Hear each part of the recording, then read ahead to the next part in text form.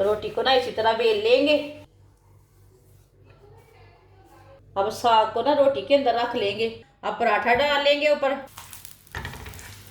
ये सर्दियों का खास तोहफा है साग वाला पराठा। ये बहुत ही आसान तरीका है। ये बहुत गर्म है, इसे देख के हाथ लगाना। आप देख सकते हैं ये कितना ही अच्छा बना है।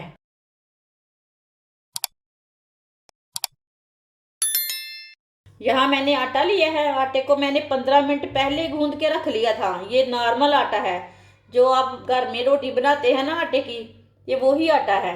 उसी तरीके से मैंने गूंदा था। इसके ना 2 पेड़े बना लेंगे।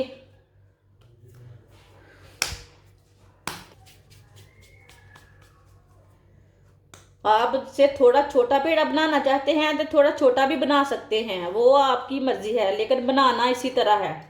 इसकी ना छोटी सी अब रोटी बना लेते हैं। रोटी को ना इसी तरह बेल लेंगे। आप हाथ से भी बना सकते हैं, ये बहुत ही आसान तरीका है इस तरह बनाने का। आप दे सकते हैं इस तरीके से मैंने रोटी तैयार कर ली है। 1 चम्मच ऑयल लगा लेंगे। ऑयल को ना पूरी रोटी के ऊपर फैला लेना। ऊपर थोड़ा सा खुश्क आटा लगा लेंगे। इसी तरह इसका रोल बना लेंगे।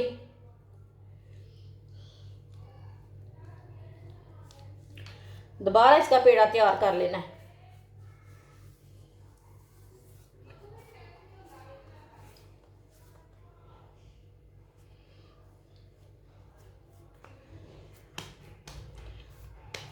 आप देख सकते हैं इसका मैंने पेड़ा बना लिया।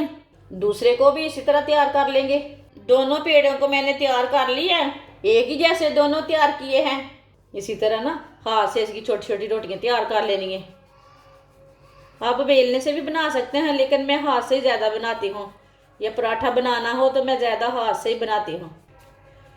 इसी तरह ये वाला भी बना लेंगे। आप देख सकते हैं दोनों रोटियों को मैंने तैयार कर लिया है। यहाँ मैंने सरसों का साग लिया है। ये मैंने पहले ही पका के रख लिया था। ये थोड़ा सा ना इसी तरह चम्मच के साथ थोड़ा सा ऐसे ही बारीक कर लेना, मोटा वाला नहीं लेना। आप इसी तरह पालक भी ले सकते हैं पकी हुई, बाथू का साग भी ले सकते हैं। ये मैंने सरसों का साग लिया है। सरसों का साग और पालक है। अब साग को ना रोटी के अंदर रख लेंगे। इसका ना बहुत ही मज़े का लेयर वाला पराठा बनेगा। ये इतना ही मज़े का है कि पूछिए मत। ये थोड़े थोड़े ना इधर तक किनारे ना छोड़ देने हैं। आप देख सकते हैं कितना साग डाला इसमें मैंने। मेरे चैनल पे जाएं, साग की रेसिपी आपको मिलेगी। आटा गूंदने की रेसिपी है। सब रेसिपियाँ आपको मेरे चैनल पे मिलेगी। मेरे चैनल पे जाओ, विजिट करो। दूसरी रोटी को भी इसके ऊपर रख लेंगे।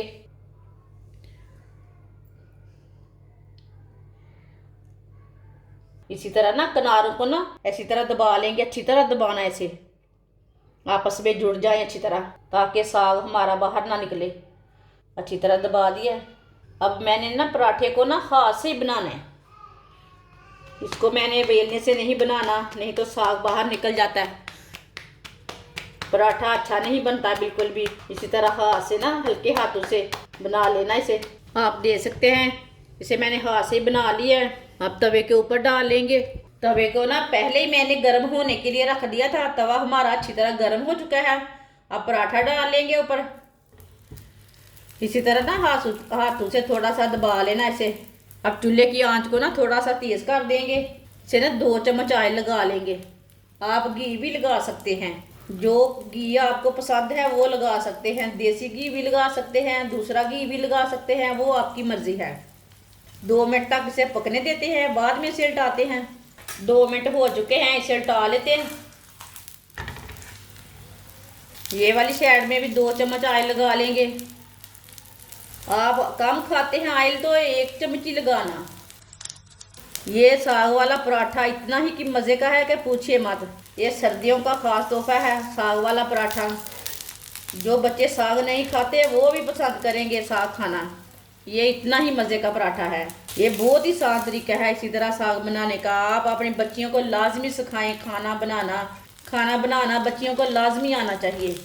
आप जिधर से कच्चा लगे उधर से उल्टा के पका लेना। इसे जलने बिल्कुल भी नहीं देना। चूल्हे की आंच को कम कर लेना, लेकिन इसे अच्छी तरह पकाना।